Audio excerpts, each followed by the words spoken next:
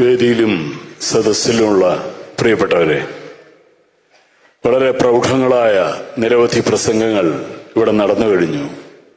ഇന്ന് ഇതുപോലെ ഒരു സാംസ്കാരിക പരിപാടിയിൽ പ്രധാനമായും ബഹുസ്വരതയ്ക്ക് മാഷല്ലാതെ ആര് എന്ന ശീർഷകം നൽകിയത് അത്യന്തം ഉചിതമായി എന്നാണ് ഞാൻ കരുതുന്നത്. ഇനിയും അശൗചര്യയിലും ഗായത്രിയും പ്രസംഗിക്കാനുണ്ട്. തീർച്ചയായും അതിനുശേഷം അലോഷി ഞങ്ങളുടെ നാട്ടുകാരനാണ്, ഇവിടെ പാടാനിരിക്കുന്നുണ്ട്.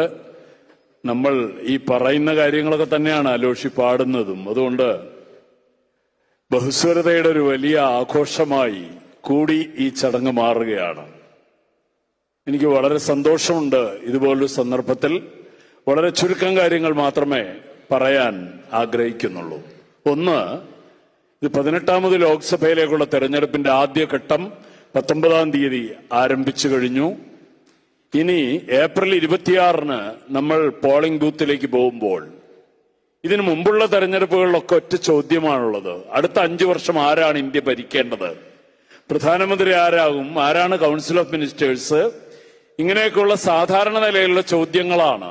രാഷ്ട്രീയ പ്രശ്നങ്ങൾ ഉണ്ടാവുമ്പോഴും ഒരു ജനാധിപത്യ വ്യവസ്ഥയിൽ വോട്ടെടുപ്പ് എന്നത് അടുത്ത 5 വർഷത്തേക്കുള്ള ഭരണാധികാരികളെ നിർണയിക്കാനാണ് പ്രാഥമികമായും. പക്ഷേ 18ാമത് ലോക്സഭയിലേക്ക് നടക്കുന്ന തെരഞ്ഞെടുപ്പ് ഇന്ത്യ നിലനിൽക്കണോ എന്ന ചോദ്യത്തിന്റെ ഉത്തരം തേടാനുള്ള തെരഞ്ഞെടുപ്പാണ്. ഇന്ത്യയുടെ ഭരണഘടന നിലനിൽക്കുമോ എന്ന ചോദ്യത്തിന് ഉത്തരം കണ്ടെത്താനുള്ള തെരഞ്ഞെടുപ്പാണ്. ജനാധിപത്യവും സ്വാതന്ത്ര്യവും സമത്വവും സാഹോദര്യവും സാമൂഹ്യ നീതിയും അതോടൊപ്പം തന്നെ ദേശീയ പ്രസ്ഥാനത്തിന്റെ കാലം മുതൽ നാം അന്നു തൊട്ട് ഉരുവം കൊണ്ട ആദർശ രാഷ്ട്രീയ മൂല്യങ്ങൾ ഇന്ത്യയിൽ എത്രത്തോളം നിലനിൽക്കേണ്ടതുണ്ടോ എന്ന ചോദ്യത്തിന്റെ തെരഞ്ഞെടുപ്പാണ് സത്യത്തിൽ ഏപ്രിൽ 26-ന് നടക്കാനിരിക്കുന്നത്. ഞാൻ ഇങ്ങോട്ട് വരുന്ന വഴി ഒരു ബോർഡ് കാണുകയുണ്ടായി. രാഹുൽ ഗാന്ധിയുടെ ചിത്രം, ഒപ്പം ഇവിടുത്തെ UDF സ്ഥാനാർത്ഥി ബെന്നി ബെഹനാന്റെ ചിത്രം. പൗരത്വത്തെ ആർക്കാണ് ചോദ്യം ചെയ്യാൻ പറ്റുക എന്നാണ് അതിലെ മുദ്രാവാക്യം. ഈ കോൺഗ്രസ് എന്ന 1855-ലുണ്ടായ ദേശീയ പ്രസ്ഥാനത്തിന്റെ മുഴുവൻ തഴമ്പ് ആസനത്തിലുണ്ട് എന്ന് എപ്പോഴും തൊട്ടുനോക്കി അവകാശപ്പെട്ടുകൊണ്ടിരിക്കുന്ന പ്രസ്ഥാനം 1951-ലാണ് ദേശീയ പൗരത്വ നിയമം ഉണ്ടായത്. അതിനാകെ 9 ഭേദഗതികളാണ് ഉണ്ടായത്. 8 ഭേദഗതികളിലും സിറ്റിസൺ എന്നത്, പൗരൻ എന്നത് ഒരു ദേശരാഷ്ട്രത്തിലെ ഏറ്റവും ആദരണീയമായ പദങ്ങളിലൊന്നായി, സ്ഥാനങ്ങളിലൊന്നായിട്ടാണ് പരിഗണിക്കപ്പെട്ടതെങ്കിൽ 2019 ഫെബ്രുവരി 11-നും 12-നുമായി പാർലമെന്റിൽ അവതരിപ്പിക്കപ്പെട്ട അമിത്ഷാ അവതരിപ്പിച്ച പൗരത്വ നിയമ ഭേദഗതിയിലാണ് ആദ്യമായി പൗരത്വത്തിന്റെ അടിസ്ഥാനം മതമാണ് എന്ന് പറയുന്നത്. ആ പൗരത്വത്തെ സംബന്ധിക്കുന്ന ഒരർത്ഥത്തിൽ CAA എന്ന സിറ്റിസൺഷിപ്പ് അമെൻഡ് ആക്ട് എന്ന ഈ തെരഞ്ഞെടുപ്പിലെ ഏറ്റവും പ്രധാനപ്പെട്ട രാഷ്ട്രീയ പ്രശ്നത്തെ പറ്റി ഇന്ത്യൻ എക്സ്പ്രസ് ഇപ്പോൾ റിപ്പോർട്ട് ചെയ്ത പോലെ അതിന്റെ കരടിൽ ഏറ്റവും രോഷാകുലമായി ഉന്നയിക്കപ്പെട്ട ഒരു വിഷയം പൂർണ്ണമായും എടുത്തുകളഞ്ഞ് BJPക്ക് അപ്രീതി ഉണ്ടാക്കാതിരിക്കാൻ വേണ്ടി പൗരത്വ നിയമ ഭേദഗതിയെ പറ്റി ഒരു വാക്ക് പോലും മിണ്ടാത്ത ഒരു കോൺഗ്രസ്, അതിന്റെ പ്രകടന പത്രികയിൽ ഒരു വാക്ക് പോലും ഉന്നയിക്കാത്ത കോൺഗ്രസ് അതിന്റെ സ്ഥാനാർത്ഥിയെ മുൻനിർത്തിയിട്ട് ഇവിടെ ഉണ്ടാക്കുന്ന ഒരു ഫ്ലക്സ് ബോർഡിൽ മലയാളത്തിൽ ഇത് എഴുതി വെച്ചിട്ട് എന്ത് കാര്യമാണ്, എന്തൊരു ആത്മവഞ്ചനയും പരവഞ്ചനയുമാണ് എന്നാണ് ഇനിയുള്ള ദിവസങ്ങളിൽ നാം തിരിച്ചു ചോദിക്കേണ്ടത്. ഒരു സംശയം വേണ്ട, പൗരൻ എന്നത് അത് തന്നെയാണ് പ്രശ്നം. ഇവിടെ അത്യുജ്വലമായൊരു പ്രഭാഷണത്തോടെയാണ് P. രാജീവ് ഇതിന്റെ ഉദ്ഘാടനം നിർവഹിച്ചത്. അദ്ദേഹം ഭരണഘടനയെ സംബന്ധിച്ച് വളരെ സൂക്ഷ്മമായി പഠനം നടത്തിയിട്ടുള്ള ഒരാൾ കൂടിയാണ്. അദ്ദേഹത്തിന്റെ വളരെ പ്രധാനപ്പെട്ട ഒരു പരമ്പര നിങ്ങൾ പലരും ഓർക്കുന്നുണ്ടാവും. അതിന്റെ തുടർച്ചയായി തന്നെയാണ് ഇന്ന് അദ്ദേഹം പറഞ്ഞ ആ വളരെ പ്രധാനപ്പെട്ട ഒരു കാര്യം. ഇതിൽ എപ്പോഴാണോ പൗരത്വം എന്നത്, പൗരൻ എന്ന ദേശരാഷ്ട്രത്തിലെ ഏറ്റവും അന്തസ്സുറ്റ ഒരു സംജ്ഞ ഇല്ലാതാവുന്നത്, അതോടെയാണ് അത് മതരാഷ്ട്രത്തിലേക്ക് മാർച്ച് ചെയ്തു തുടങ്ങുന്നത് എന്ന് അദ്ദേഹം ഓർമ്മിപ്പിക്കുകയുണ്ടായി. ഈ പ്രശ്നം തന്നെയാണ് നാം പലരും മറന്നുപോയിട്ടുണ്ടാവും. 1957 ആഗസ്റ്റ് 14-ന് രാവിലെ വളരെ വിശിഷ്ടമായ ഒരു സദസ്സ് തിരുവനന്തപുരത്തെ പാളയത്തുണ്ടായിരുന്നു. മറ്റൊന്നിനുമല്ല, 1857 ഒന്നാം സ്വാതന്ത്ര്യ സമരത്തിൽ പങ്കെടുത്തതിൽ അജ്ഞാതനാമാക്കളായി തീർന്ന രക്തസാക്ഷികൾക്ക് ആദരമർപ്പിക്കുന്നതിന് വേണ്ടി തിരുവനന്തപുരത്തെ പാളയത്ത് ഒരു രക്തസാക്ഷി മണ്ഡപം ഉയർത്തിയിട്ടുണ്ട്. ഇപ്പോഴും എല്ലാ ജാഥകളും ആരംഭിക്കുന്ന അവിടെയാണ്. ഈ പാളയം രക്തസാക്ഷി മണ്ഡപത്തിന്റെ ഉദ്ഘാടനം നടന്നത് 1957 ആഗസ്റ്റ് 14 രാവിലെ 11 മണിക്കാണ്. ആദ്യത്തെ രാഷ്ട്രപതി ഡോക്ടർ ബാബു രാജേന്ദ്ര പ്രസാദാണ് ഉദ്ഘാടനം നിർവഹിച്ചത്. 1957 ഏപ്രിൽ 5 ഐക്യ കേരളത്തിൽ ആദ്യത്തെ തെരഞ്ഞെടുപ്പിൽ തെരഞ്ഞെടുക്കപ്പെട്ട കമ്മ്യൂണിസ്റ്റ് മുഖ്യമന്ത്രിയായ സഖാവ് EMS ആണ് അതിന്റെ അധ്യക്ഷൻ. ഈ ഉദ്ഘാടനം നടക്കുന്നതിന് തൊട്ടു മുമ്പ് അതിനൊരു അവതരണ ഗാനം വേണമെന്ന് തീരുമാനിച്ചു. ജോസഫ് മുണ്ടശ്ശേരി ചെയർമാനായ അതിന്റെ കമ്മിറ്റി അത് കോട്ടയം ശ്രീനിയെ പാട്ടെഴുതാനുള്ള ചുമതല വയലാർ രാമവർമ്മയെ ഏൽപ്പിക്കാൻ തീരുമാനിച്ചു. കോട്ടയത്ത് ജവഹർ ലോഡ്ജിൽ വയലാർ രാമവർമ്മയെ പൂട്ടിയിട്ട് കോട്ടയം ശ്രീനി പുറത്ത് കാവൽ നിന്ന് എഴുതിയ ഒരു പാട്ടുണ്ട്. നിങ്ങളാരുമെന്നല്ല, മലയാളികളായി പിറന്ന ഒരാളും ഒരിക്കലും മറക്കാനിടയില്ലാത്ത ബലികുടീരങ്ങളെ എന്ന് തുടങ്ങുന്ന പാട്ട്. അതൊരു നാടകഗാനമല്ല. 1857 ഒന്നാം സ്വാതന്ത്ര്യ സമരത്തിന്റെ അജ്ഞാതനാമാക്കളായ രക്തസാക്ഷികളുടെ ഓർമ്മക്കായി പാളയത്ത് സ്ഥാപിച്ച ആ രക്തസാക്ഷി മണ്ഡപത്തിന്റെ ഉദ്ഘാടന വേദിയിൽ ബാബുരാജേന്ദ്ര പ്രസാദും EMSഉം മുണ്ടശ്ശേരിയും ഒക്കെ മുൻനിരയിലിരിക്കുന്ന ഒരു സദസ്സിന് മുമ്പാകെ വന്ന് ദേവരാജമ്മ ക്ഷീണമിട്ട് KS ജോർജും സുലോന ചേച്ചിയും കവിയൂർ പൊന്നമ്മയും കുമരകൻ ശങ്കുണ്ണി മേനോനും CA ആന്റോവും അതോടൊപ്പം അയിരൂർ സദാശിവനും അടക്കം 60 പേർ ചേർന്ന് പാടിയ അത്യുജ്വലമായ ഹംസുദ്ധനി പോലെ ഒരു മംഗളരാഗത്തിൽ ആരംഭിക്കുന്നുണ്ടെങ്കിലും ഈ കേരളത്തിന്റെ ചരിത്രത്തിലെ എന്നല്ല, ഒരുപക്ഷെ ലോക ചരിത്രത്തിലെ തന്നെ ഏറ്റവും ഉജ്ജ്വലമായ വിപ്ലവ ഗാനങ്ങളിലൊന്ന് എന്ന് വിളിക്കപ്പെടുന്ന ബലികുടീരങ്ങളെ ഒരിക്കലും അതുപോലൊരു പാട്ടിൽ എന്നല്ല, ഒരു പാട്ടിലും വരാത്ത ഒരു പദം അതിനകത്തുണ്ട്. സാധാരണ പാട്ടുകൾ മുഴുവൻ നിങ്ങൾ തെരഞ്ഞു നോക്കൂ. എങ്ങനെയാണ് ഒരു രാഷ്ട്രീയ ആദർശത്തെ നമ്മുടെ തലമുറകൾ സ്വാതന്ത്ര്യം കിട്ടി കൃത്യം 10 വർഷം കഴിയുമ്പോൾ സ്വീകരിക്കുന്നത് എന്നതിന്റെ കൂടെ ഓർമ്മപ്പെടുത്തലാണത്. ഭൂപടങ്ങളിൽ ഒരു ഇന്ത്യ നിവർന്നു, ജീവിതങ്ങൾ തുടലൂരിയെറിഞ്ഞു, ചുണ്ടിൽ ഗാഥകൾ കരങ്ങളിൽ ഈ പൂ ചെണ്ടുമായി പുതിയ പൗരനുണർന്നു. ഒരേ ഒരു പാട്ടിലായിരിക്കും പൗരൻ എന്നൊരു രാഷ്ട്രീയ പദത്തെ പച്ചയായി നിങ്ങൾ കേൾക്കുന്നുണ്ടാവും. പുതിയ പൗരൻ, ഈ പൗരനാണ് ഇന്ത്യയിൽ പുറത്താക്കപ്പെടാനിരിക്കുന്നത്. CAA എന്ന സിറ്റിസൺഷിപ്പ് അമെന്റ്മെന്റ് ആക്ട് എന്ന ഒരു കരിനിയമത്തിലൂടെ, ഭരണഘടനാപരമായ വിരുദ്ധമായ ഒരു കരിനിയമത്തിലൂടെ അത് നടപ്പിലാക്കുമ്പോൾ അതിനെതിരെ ദേശീയ സ്വാതന്ത്ര്യത്തിന്റെ എല്ലാ പോരാട്ടങ്ങളിലും ഉണ്ടായിരുന്നു എന്ന് നാമും ആവർത്തിച്ചുകൊണ്ടിരിക്കുന്ന കോൺഗ്രസിന്റെ പ്രകടന പത്രികയിൽ അതിനെ മുൻനിർത്തി നടക്കുന്ന ഏറ്റവും പ്രധാനപ്പെട്ട ഒരു തെരഞ്ഞെടുപ്പിൽ പ്രകടന പത്രികയിൽ പോലും കടന്നു വരാത്തൊരു പദമായി തീരുമ്പോൾ വെറുതെയല്ല, ന്യൂജന് പുതിയ തരം ഭാഷയാണ്. 18 വാഴകളെയാണ് പാർലമെന്റിലേക്ക് ചെല്ലും ചെലവും കൊടുത്തിട്ട് കേരളത്തിൽ നിന്ന് കഴിഞ്ഞ തെരഞ്ഞെടുപ്പിൽ അയച്ചത് എന്നാണ് എല്ലാവരും പറയും. പക്ഷെ വാഴകൾ ഒന്നിച്ചേർന്ന് ഒരു സൂട്ട് ഫയൽ ചെയ്യേണ്ടതാണെന്ന് എനിക്ക് തോന്നുന്നത്. ഇത്രയധികം പ്രയോജനമുള്ള മറ്റൊന്നുമില്ല. അതിന്റെ കന്നു തൊട്ട്, അതിന്റെ തൂശനില തൊട്ട്, അതിന്റെ കാമ്പും കൂമ്പും കൊലയും തൊട്ട്, അതിന്റെ തേൻ തൊട്ട് എല്ലാ മനുഷ്യർക്ക് പ്രയോജനകരമായ ഒന്നാണ്. ഒന്നും വിശേഷിപ്പിക്കാനില്ല. പഴയൊരു പ്രയോഗം, മുണ്ടഴിഞ്ഞപ്പോൾ എണീറ്റ് ഉടുക്കാൻ വേണ്ടി പോലും എണീറ്റിട്ടില്ല എന്നാണ്. K മുരളീധരനാവട്ടെ, ബെന്നി ബെഹനാനാവട്ടെ, വ്യക്തികളെ കുറിച്ച് ഒന്നും പറയുന്നില്ല എന്നാണ് ഞാൻ കരുതിയിരുന്നത്. പക്ഷേ ഈ സമയത്തെങ്കിലും ഇങ്ങനെയൊന്നും പറഞ്ഞിട്ടില്ലെങ്കിൽ അതൊരു വലിയ തെറ്റായി പോകും. 18 പേരെ ഇവിടെ കൊണ്ടുവന്ന് അയച്ചിട്ട് ഫെബ്രുവരി 11, 12 സിറ്റിസൺഷിപ്പ് അമെന്റ്മെന്റ് ആക്ടിന്റെ ചർച്ച നടക്കുമ്പോൾ, പോട്ടെ, ഒടുവിൽ വോട്ടെടുപ്പ് നടക്കുമ്പോൾ അതിൽ ഒരേ ഒരു വോട്ടാണ് എതിരായി വീണത്. അത് ആലപ്പുഴയിലെ അരൂരിൽ നിന്ന് അരിവാൾ ചുറ്റിക നക്ഷത്രമടയാളത്തിൽ ജയിച്ച ആരിഫ് എന്ന MP-യുടെ ഒരേ ഒരു വോട്ടാണ് കേരളത്തിൽ നിന്ന് അതിനെതിരായി വീണത് എന്ന് നമ്മൾ ഓർമ്മിക്കണം. അതുകൊണ്ട് ഒരു സംശയവും വേണ്ട. Definitely I will go to BJP എന്നാണ് ആര് പറയുന്നത്? കേരളത്തിലെ KPCCയുടെ അധ്യക്ഷൻ. അത് മലയാളത്തിൽ പറഞ്ഞുകൊണ്ട് ഡൽഹിയിലുള്ളവർക്ക് മനസ്സിലാകാതെ പോകണ്ട എന്നുകൊണ്ടാണ് അദ്ദേഹം അതുമാത്രം ഇംഗ്ലീഷ് പറയുന്നത്. ആർക്കാണ് ചെയ്ത? Who is bothered? I will go to BJP എന്ന് പറയുന്ന KPCC അധ്യക്ഷനോടാണ് നമ്മൾ ചോദിക്കേണ്ടത്. ഇപ്പോൾ നിങ്ങൾ നിർത്തിയിട്ടുള്ള സ്ഥാനാർത്ഥികൾ എത്ര പേർ കോൺഗ്രസിൽ കാണും? ഇപ്പോഴേ തുടങ്ങിക്കഴിഞ്ഞു. രാഹുൽ ഗാന്ധിയുടെ കണ്ണൂർ റാലിയിൽ, വയനാട് റാലിയിൽ കോൺഗ്രസിന്റെയും കൊടിയില്ല. ലീഗിന്റെ കൊടി ഉയർത്തിയാൽ അത് പാകിസ്ഥാന്റെ പതാകയാണ് എന്ന് BJPക്കാർ പ്രചരണം നടത്തും എന്നതുകൊണ്ട് ആ പച്ചപ്പതാക അവിടെ ഉയർത്താൻ പാടില്ല എന്ന് അതുമായി വന്ന ചെറുപ്പക്കാരിൽ പലരെയും അടിച്ചിറക്കുകയാണ്. പലയിടത്തും അടിയാണ്. ഞാൻ വടകരയിലാണ് ഈ കഴിഞ്ഞ ദിവസം ചെന്നത്. അവിടെ അടി കലശലായിട്ട് അവസാനം അടി കണ്ടതിൽ ഒരാൾ സ്ഥാനാർത്ഥി തന്നെയാണ്, UDFന്റെ സ്ഥാനാർത്ഥി തന്നെയാണ്. അത്രയധികം ആത്മവഞ്ചനയും പരവഞ്ചനയും നടത്തിക്കൊണ്ട് ഒരു തെരഞ്ഞെടുപ്പിൽ മത്സരിക്കുന്നത് BJPയെ പരാജയപ്പെടുത്തുക എന്നത് തന്നെയാണ്. നാം ഇതുവരെ നടന്ന എല്ലാ പ്രസംഗങ്ങളിലും ആവർത്തിച്ച് നാം പറഞ്ഞുകൊണ്ടിരിക്കുന്ന ഒരു കാര്യം, ആരാണ് നരേന്ദ്രമോദി?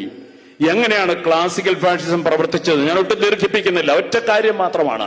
1919 മാർച്ച് മാസം 23-ാം തീയതി ഇറ്റലിയിലെ മിലാൻ നഗരത്തിൽ പിലാനിസെറ്റോ എന്ന് പറയുന്ന ഒരു കെട്ടിടത്തിൽ നിന്ന് ബെനറ്റോ മുസോളിനി ഫാഷിസ്റ്റ് എന്ന കക്ഷിയെ പ്രഖ്യാപിക്കുമ്പോൾ ഈ റോസ്ട്രം ഇടിച്ചു കുലുക്കിക്കൊണ്ട് അദ്ദേഹം നടത്തുന്ന ഒരു പ്രസംഗത്തിൽ, പിന്നെ ഡോക്ട്രിൻ ഓഫ് ഫാഷിസം എന്ന പ്രബന്ധത്തിൽ അദ്ദേഹം വ്യക്തമായി പറയുന്നുണ്ട്, it's A mere merger of capital and state എന്ന്.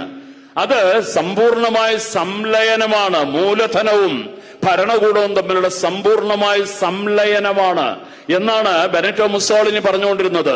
ഈ ക്ലാസിക്കൽ ഫാഷിസം എന്ന് പറയുന്നത് നാസിസമായാലും ഹിറ്റ്ലറും മുസോളിനി ഫ്രാങ്കോയും അടക്കം ലോകത്തിലെ ഏറ്റവും ഭീകരന്മാരായ ഭരണാധികാരികൾ ഒന്നിച്ചു ചേർന്ന് നയിച്ചിട്ടും എത്ര കാലമാണ് ലോക ചരിത്രത്തിൽ നിലനിർത്തിയത്? കൂടിപ്പോയാൽ 25 വർഷമാണ്. നരേന്ദ്രമോദിയെ ആർക്കറിയാം?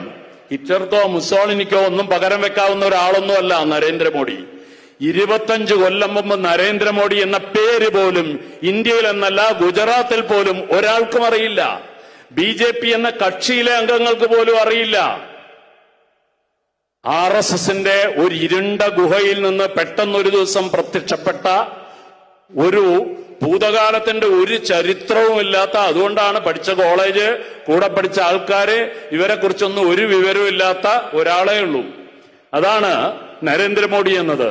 ഏതിന്റെ പേരിലാണ് അദ്ദേഹം എല്ലാവർക്കും അറിയുന്ന ഒരാളായി തീർന്നത്? 15 കൊല്ലം ഗുജറാത്തിലെ ഭരണം നടത്തുന്നതിനിടയിൽ 3500 മതന്യൂനപക്ഷ വിശ്വാസികളെ, മുസ്ലിങ്ങളെ പാചകവാതക സിലിണ്ടർ തുറന്നുവിട്ടുകൊണ്ട് പച്ചക്ക് കത്തിച്ചു കൊന്ന നരാധമനായിട്ടാണ് നരേന്ദ്രമോദി എന്ന പേര് ഇന്ത്യയുടെ മനസ്സിലേക്ക്, ഇന്ത്യയുടെ ഹൃദയങ്ങളിലേക്ക് ആഞ്ഞു വന്ന് തറച്ചത്. ആ ആളാണ് ഇന്ന് ഇന്ത്യയുടെ പ്രധാനമന്ത്രി കസേരയിൽ ഇരിക്കുന്നത്. അവരാണ് നാരീർ ശക്തിയെ കുറിച്ചൊക്കെ പറയുന്നത്. അത് സ്ത്രീകളുടെ സുരക്ഷയ്ക്ക് ഗ്യാരണ്ടി എന്ന് പറഞ്ഞുകൊണ്ട് നടക്കുന്നത്. അത് താഴെ തട്ടിൽ വരെയുള്ള കാവിക്കോമാളികൾ ഏറ്റുവിളിക്കുന്നത്. കമലിന്റെ പ്രസംഗത്തിനിടയിൽ ഒരു കാര്യം പറഞ്ഞുപോയി. ദൂരദർശന്റെ നിറം കാവിയാക്കി. ദൂരദർശന്റെ മാത്രമല്ല, ഏറ്റവും ഒടുവിൽ പെയിന്റ് അടിച്ച കേരളത്തിലെ ഒരു സ്റ്റേഷൻ നിങ്ങൾ ചെല്ലുമ്പോൾ നോക്കണം, ചേർത്തല റെയിൽവേ സ്റ്റേഷനാണ്. ചേർത്തല റെയിൽവേ സ്റ്റേഷൻ മുഴുവൻ കാവി മുക്കിയിരിക്കുകയാണ്. ഇനി എല്ലാ സ്റ്റേഷനുകളും ഒന്നൊന്നായി പെയിന്റിംഗ് നടക്കുന്നതോടുകൂടി അതിന്റെ നിറം എന്താണ് എന്ന് അവർ തീരുമാനിച്ചിട്ടുണ്ട്. പക്ഷേ ആ നിറമടിക്കാൻ ഡൽഹിയിൽ നരേന്ദ്രമോദിയുടെ ഭരണം ഉണ്ടാവില്ല. വെറുതെ ഞാൻ നിങ്ങളെ ആവേശം കൊള്ളിക്കാൻ പറയുകയല്ല. 1977 കുപ്രസിദ്ധമായ അടിയന്തരാവസ്ഥയ്ക്ക് ശേഷം കേരളം ഒന്നാകെ UDFകാരെ ജയിപ്പിച്ചു വിടുമ്പോഴും ഒരു ബുദ്ധിയില്ല എന്ന് എപ്പോഴും മലയാളികൾ വടക്കോട്ട് നോക്കി പുച്ഛിക്കുന്ന ഈ അടിസ്ഥാന ജനവർഗങ്ങൾ, വടക്കേ ഇന്ത്യക്കാർ, ഇന്ദിരാഗാന്ധിയെയും സഞ്ജയ് ഗാന്ധിയെയും അടക്കം മുഴുവൻ ആളുകളെയും, അടിയന്തരാവസ്ഥ കുറ്റവാളികളെയും അമ്പെ പരാജയപ്പെടുത്തിയിട്ടാണ് ആദ്യമായി ചരിത്രത്തിൽ, ആലോചിക്കണം, 1947 ആഗസ്റ്റ് 15 കേന്ദ്രത്തിലും സംസ്ഥാനങ്ങളിലും ഒരുപോലെ അധികാരത്തിൽ വന്ന കോൺഗ്രസിന്റെ അധികാര കുത്തക ആദ്യമായി കേന്ദ്രത്തിൽ തകരുന്നത് 1977 ആരാവണം പ്രധാനമന്ത്രി? ഒരു തീരുമാനം ഉണ്ടായിട്ടില്ല. അതുകൊണ്ട് ആഞ്ഞടിക്കുന്ന കർഷകരുടെ എല്ലാ കർഷക സംഘടനകളും BJP ഗവൺമെന്റിനെതിരാണ്. ഹിന്ദുത്വ വർഗീയ ഫാഷിസ്റ്റുകൾക്കെതിരാണ്. ഇന്ത്യയിലെ മഹാഭൂരിപക്ഷം ജനാധിപത്യവാദികളും എതിരാണ്. ഇപ്പോൾ തന്നെ 31% പേരുടെ പിന്തുണയായിട്ടാണ് കേന്ദ്രത്തിൽ അധികാരത്തിൽ വാഴുന്നത്. അത് അവസാനിക്കും. അതുകൊണ്ട് ഒരിക്കലും തീയണയാത്ത കനലുകൾ, കർഷക പ്രക്ഷോഭത്തിന്റെ കനലുകൾ ഹരിയാനയിലെയും പഞ്ചാബിലെയും പലയിടങ്ങളിലേക്കും BJP എന്ന പേരുമായി ഒരാൾക്കും പോകാനാകാത്ത വിധം ഇന്ത്യയുടെ ഹൃദയമായ ഗ്രാമങ്ങൾ പലതും കൊട്ടിയടക്കപ്പെട്ടിരിക്കുകയാണ്. അതുകൊണ്ട് ആഞ്ഞു വീശുന്ന ഒരു കൊടുങ്കാറ്റ്, ഒരു തീ കൊടുങ്കാറ്റ് ഇന്ത്യൻ ഭരണത്തിനെതിരായി വീശും. ജനങ്ങൾക്കിടയിലുള്ള ഏറ്റവും വലിയ ശുഭാപ്തി വിശ്വാസം, ദൃഢവിശ്വാസം വളർത്തിയെടുക്കേണ്ട സന്ദർഭം കൂടിയാണിത്. അതിൽ ഈ കേരളത്തിലെ മഹാഭൂരിപക്ഷം വരുന്ന MP-മാർ ഇടതുപക്ഷത്തുള്ളവരായി തീരുക എന്നത്, അതാണ് ഗ്യാരണ്ടി. മോഡി പറയുന്നൊന്നുമല്ല ഗ്യാരണ്ടി. ഞാൻ ഒറ്റ കാര്യം പറയാണ്, ബിൽക്കിസ് ബാനുവിനെ റേപ്പ് ചെയ്യുന്നത് ഒരാളും രണ്ടാളുമല്ല, ഒരു സ്റ്റേഡിയത്തിൽ ചുറ്റും ആളുകൾ ഇരുന്നിട്ട് അവരുടെ മുമ്പിൽ വെച്ച് വരിവരിയായി ക്യൂ നിന്നിട്ടാണ് അവരെ റേപ്പ് ചെയ്യുന്നത്. ഗർഭിണിയായ, പിന്നീട് അവരെ കേസ് നടത്തി ശിക്ഷിച്ചിട്ട് പിന്നെ അവരെ പുറത്തേക്ക് വിടുകയാണ്. ഗവൺമെന്റ് തന്നെ തീരുമാനിച്ച് അവരെ വിട്ടയക്കുകയാണ്. ആരാണ്? ഇന്ത്യയിൽ ഇത്രയേറെ രാഷ്ട്രീയ പാർട്ടികളുണ്ട്, ഇന്ത്യയിൽ ഇത്രയേറെ സംഘടനകളുണ്ട്. പക്ഷേ സുഭാഷിണി അലി എന്ന ക്യാപ്റ്റൻ ലക്ഷ്മി സൈഗാളിന്റെ മകൾ കൂടിയായ CPM-ന്റെ അഖിലേന്ത്യാ നേതാവാണ് കേസ് നടത്തിയിട്ട് ബിൽക്കിസ് ബാനു കേസ് വീണ്ടും ശിക്ഷിപ്പിച്ച് ശിക്ഷാവിധി കഴിഞ്ഞ് അല്ലെങ്കിൽ വിട്ടയക്കപ്പെട്ട് വീട്ടിൽ പോയ മനുഷ്യരെ മുഴുവൻ തിരിച്ചടച്ചുകൊണ്ടുവന്ന് ജയിലിൽ അടച്ചത്. ആരാണ്?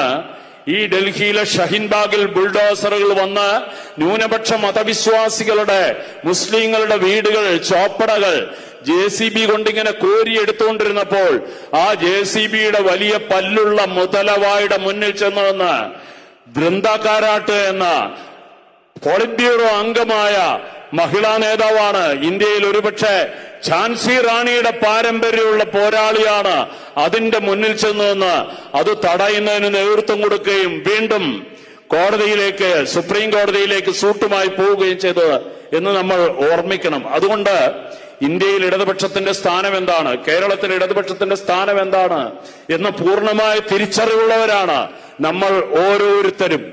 ആർക്കാണ് കോൺഗ്രസിനെ വിശ്വസിക്കാനാവുക? രാഹുൽ ഗാന്ധിയെ കുറിച്ച് തൊട്ടുമുമ്പേ P. രാജീവ് അദ്ദേഹത്തിന്റെ പ്രസംഗത്തിൽ ഓർമ്മിപ്പിക്കുകയുണ്ടായി. ഇവിടെ വന്നാൽ തന്നെ സത്യത്തിൽ അദ്ദേഹം രാഷ്ട്രീയം ഉന്നയിക്കുന്നുണ്ടോ? അദ്ദേഹത്തിന്റെ ഏക ഉത്കണ്ഠ എന്തുകൊണ്ടാണ് കെജ്രിവാളിനെ പോലെ പിണറായി വിജയനെ പിടിച്ച് ജയിലിനകത്തിടാത്തത് എന്നാണ് അദ്ദേഹവും സഹോദരിയായ പ്രിയങ്ക ഗാന്ധി ആവർത്തിച്ച് ചോദിച്ചുകൊണ്ടിരിക്കുന്നത്. അതുകൊണ്ട് ഇവരാരെയാണ് ശത്രുപക്ഷത്ത് നിർത്തിയിരിക്കുന്നത്? എല്ലാ കാലത്തും ഫാഷിസത്തിനെതിരെ ഞാൻ പറഞ്ഞുവല്ലോ, ക്ലാസിക്കൽ ഫാഷിസത്തിനെ ആയാലും അതിന്റെ കുതിരയോട്ടം നടത്തിക്കൊണ്ടിരിക്കുന്നപ്പോൾ ക്രെംലിൻ കൊട്ടാരത്തിന്റെ 60 നാഴിക അടുത്തുവരെ എത്തിയിട്ട് സോവിയറ്റ് യൂണിയനെയും കൂടി കീഴ്പ്പെടുത്തുമെന്ന് വന്ന ഘട്ടത്തിൽ ആദ്യം അനാക്രമണ സന്ധി ഉണ്ടാക്കുന്നു. പിന്നെ ചെമ്പടയെ ഒരുക്കി നിർത്തിയിട്ട് ലക്ഷക്കണക്കിന് കമ്മ്യൂണിസ്റ്റുകാരായ ചെമ്പട്ടാളക്കാരെ കുരുതി കൊടുത്തുകൊണ്ട് മഹാനായ സ്റ്റാലിന്റെ നേതൃത്വത്തിൽ നടത്തിയ വലിയ യുദ്ധത്തോടെയാണ് ഹിറ്റ്ലറെയും കൂട്ടാളികളെയും തോൽപ്പിച്ചത്, അവരെ വന്ന വഴിക്ക് ഓടിപ്പിച്ചത്. അങ്ങനെയാണ് പോകുന്ന വഴിക്കുള്ള കിഴക്കൻ യൂറോപ്യൻ രാജ്യങ്ങൾ വിമോചിതമായത്. ചരിത്രത്തിൽ നിന്നും നാം ചില പാഠങ്ങളെങ്കിലും പഠിക്കേണ്ടതുണ്ട്. ചരിത്രപരമായി തന്നെ കമ്മ്യൂണിസ്റ്റുകാർ, ഇടതുപക്ഷക്കാർ, ക്ലാസിക്കൽ ഫാഷിസം മുതൽ ഇങ്ങോട്ടുള്ള എല്ലാ കാലത്തെയും ഫാഷിസ്റ്റുകൾക്കെതിരെ പോരാടിയിട്ടുള്ളവരാണ്. ആ പോരാട്ടത്തിന്റെ തുടർച്ചയാണ് ഈ പാർലമെന്റ് തെരഞ്ഞെടുപ്പും. അതിലെ വിജയങ്ങൾ, ജയങ്ങൾ, പരാജയങ്ങൾ, അതിനപ്പുറത്ത് ഇന്ത്യയുടെ ഭാവി എന്നതാണ് അതിന്റെ ഏറ്റവും പ്രധാനപ്പെട്ട ചോദ്യം. അതിന് നൽകാനുള്ള ഉത്തരമാണ് നമ്മുടെ ബാലറ്റ് എന്നത്. ഈ തെരഞ്ഞെടുപ്പിൽ മുഴുവൻ സ്ഥാനാർത്ഥികളെയും ഇടതുപക്ഷത്ത് നിന്ന് ഇന്ത്യൻ പാർലമെന്റിൽ എത്തിക്കാൻ കഴിയുമെങ്കിൽ ഇത് P. രാജീവിനെ പോലെ ഒരാൾ രാജ്യസഭയിൽ നടത്തിയ പോരാട്ടം, ഇപ്പോൾ സത്യത്തിൽ ഈ ഇന്ത്യ മുഴുവൻ ബ്രിട്ടാസിന്റെ ഒരു തെലങ്കാനയിലുള്ള ആ ക്ഷേത്രത്തിൽ ശ്രീരാം, ജയ് ശ്രീരാം വിളിപ്പിച്ചുകൊണ്ട് എങ്ങനെയാണോ അവിടെയുള്ള മതപുരോഹിതന്മാരെ ആക്രമിച്ചത്, അതിന്റെ വീഡിയോവും പ്രസംഗവും അടക്കം ഇന്ത്യയെ മുഴുവൻ അറിയിച്ചത് സത്യത്തിൽ ബ്രിട്ടാസിന്റെ ഒരു ഇടപെടലാണ്. പാർലമെന്റിൽ അദ്ദേഹം നടത്തിക്കൊണ്ടിരിക്കുന്ന പോരാട്ടങ്ങൾ, രാജ്യസഭയിൽ കിട്ടുന്ന ഒരു ചെറിയ അവസരം പോലും ഇന്ത്യയെ മുഴുവൻ പിടിച്ചു കുലുക്കുന്ന പോരാട്ടത്തിന്റെ വേദിയാക്കി തീർക്കാൻ കഴിയുമെങ്കിൽ ഒരു സംശയവും വേണ്ട, 2030 ഇന്ത്യ ആർജിക്കണമെന്ന് അവകാശപ്പെടുന്ന ഒരു വിദ്യാഭ്യാസ അടിസ്ഥാന സൗകര്യങ്ങളിലേക്കാണ് 2020 ഈ കേരളത്തെ കൊണ്ടുവന്ന് എത്തിച്ചത്. ആരാണ് അതിന് നേതൃത്വം കൊടുത്തത്? പ്രൊഫസർ സി രവീന്ദ്രനാഥ് എന്ന നമ്മുടെ സ്ഥാനാർത്ഥിയാണ്. കേരളത്തിലെ 1ാം പിണറായി സർക്കാരിലെ വിദ്യാഭ്യാസ മന്ത്രി. ആ മഹത്തായ പോരാട്ടത്തിന് നേതൃത്വം നൽകിയ സ്ഥാനാർത്ഥിയാണ് നമ്മുടെ മുന്നിലുള്ളത്. പോരാളിയായ ഇന്ത്യൻ പാർലമെന്റിൽ സത്യത്തിൽ ഞാനീ പറഞ്ഞ കുറെ പേരെ അവിടെ കൊണ്ടുവന്ന് അയച്ചിട്ട് അവരുടെ ഒക്കെ ഒരു പാർലമെന്റിലെ അവരുടെ പെർഫോമൻസിന്റെ ഒരു സ്കോറ് നമ്മൾ കാണേണ്ടതാണ്. മൊത്തം പങ്കെടുത്ത് ചോദിച്ച ചോദ്യങ്ങൾ, അവതരിപ്പിച്ച പ്രമേയങ്ങൾ, ക്രമപ്രശ്നങ്ങൾ എല്ലാറ്റിലും 0 എന്നാണ്. ഈ സംപൂജ്യന്മാരെ തിരിച്ചോടിക്കുകയും സഖാവ് രവീന്ദ്രനാഥിനെ പോലെ ഒരാളെ ചാലക്കുടി പാർലമെന്റ് നിയോജക മണ്ഡലത്തിന്റെ നമ്മുടെ MP ആയി ഡൽഹിയിലേക്ക് അയക്കുക എന്നത് ഒരു MP അയക്കുക എന്നതല്ല, ഇന്ത്യൻ ജനാധിപത്യത്തിന്റെ ഏറ്റവും വലിയ സന്നിഗ്ധ സങ്കീർണ ഘട്ടത്തിൽ അതിനെ പിടിച്ചു നിർത്താനുള്ള ഒരു പോരാളിയെ അയക്കുക എന്നാണ് അതിന്റെ അർത്ഥം. അതിനോടൊപ്പം നിൽക്കുക. ഇനിയുള്ള നിമിഷങ്ങളിൽ ഒരുപാട് അവസാനത്തെ ഈ ലാസ്റ്റ് ലാപ്പ് എന്ന് പറയുന്ന പലതരം കള്ളപ്രചാരണങ്ങളുടെ കള്ളങ്ങൾ കൊണ്ട് മാത്രം നിൽക്കുന്ന, ഇപ്പൊ തൃശ്ശൂരിൽ മത്സരിക്കുന്ന വേറൊരു സ്ഥാനാർത്ഥിയാണ് BJPയുടെ സ്ഥാനാർത്ഥിയായിട്ട്. പുള്ളി തൃശ്ശൂർ എടുക്കാൻ കഴിഞ്ഞവണെ തീരുമാനിച്ച ആളാണ്. എന്തൊക്കെ കോപ്രായങ്ങളാണ് കാട്ടിക്കൂട്ടുന്നത്. സത്യത്തിൽ ഭരണഘടനാ വിരുദ്ധമാണ്, തെരഞ്ഞെടുപ്പ് ചട്ടത്തിന്റെ വിരുദ്ധമാണ്. ഇതാ തൃശ്ശൂരിന് ഒരു കേന്ദ്രമന്ത്രി എന്നാണ് എല്ലാ ബോർഡിലും എഴുതി വെച്ചിരിക്കുന്നത്. പ്രധാനമന്ത്രിയുടെ ഗ്യാരണ്ടി അതാണ് എന്ന്. പ്രധാനമന്ത്രിക്ക് വല്ല ഗ്യാരണ്ടിയുമുണ്ടോ എന്നാണ് നമ്മൾ ചോദിക്കേണ്ടത്. BJP ഗവൺമെന്റാണ് ഇനിയും വരാനിരിക്കുന്നതെന്ന് അദ്ദേഹം ധരിക്കുന്നുണ്ടോ എന്ന് തിരിച്ചു ചോദിക്കാനാണ് നാം തയ്യാറാവേണ്ടത്. അതുകൊണ്ട് ഒരു കാരണവശാലും ഫാഷിസ്റ്റുകളോടൊപ്പം നിൽക്കുകയില്ല. എല്ലാ കാലത്തും ഫാഷിസത്തിനെതിരായ ഉറച്ചു പോരാടും. ഹിന്ദുത്വ മതവർഗീയ രാഷ്ട്രമാക്കി ഇന്ത്യയെ മാറ്റാൻ അനുവദിക്കുകയില്ല എന്ന ഉറച്ച പ്രതിജ്ഞയുമായി മുന്നോട്ട് നീങ്ങുന്ന അതിൽ മുമ്പനായ പ്രൊഫസർ സി രവീന്ദ്രനാഥിനെ അരിവാൾ ചുറ്റിയ നക്ഷത്രം അടയാളത്തിൽ മഹാഭൂരിപക്ഷത്തോടെ വിജയിപ്പിച്ച് കൊടുങ്ങല്ലൂരിന്റെ അത്യുജ്വലമായ രാഷ്ട്രീയ പാരമ്പര്യത്തെ, ചാലക്കുടിയുടെ മൊത്തം പാരമ്പര്യത്തെ ഉയർത്തിപ്പിടിക്കാൻ നാം തയ്യാറാകണം. അതിനുവേണ്ടി ഇനിയുള്ള നിമിഷങ്ങൾ എണ്ണയിട്ട് മിനുക്കിയ യന്ത്രങ്ങളെ പോലെ പ്രവർത്തിക്കണം.